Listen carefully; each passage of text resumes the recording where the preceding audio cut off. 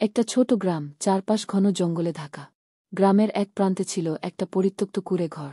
লোকেরা বলে সেই ঘরের ভেতরে একটি লণ্ঠন ঝুলে আছে, যেটা নিজের থেকেই জ্বলে ওঠে রাতের অন্ধকারে। এক রাতে গ্রামের কয়েকজন তরুণ কৌতূহল নিয়ে সেই কুঁড়েঘরে ঢুকে যায়। ঘরের ভেতর অদ্ভুত ঠান্ডা, শ্বাস নিতে কষ্ট হয়। হঠাৎ তারা দেখে, কোনো হাত না ছুঁয়েই লণ্ঠনটা জ্বলে উঠল। শিখার আলোতে স্পষ্ট দেখা গেল, দেয়ালে ছায়া নেই তাদের কারো। শুধু দাঁড়িয়ে আছে কালো পোশাকে একটা অচেনা ছায়া। ছায়াটা ধীরে ধীরে তাদের দিকে এগিয়ে আসে।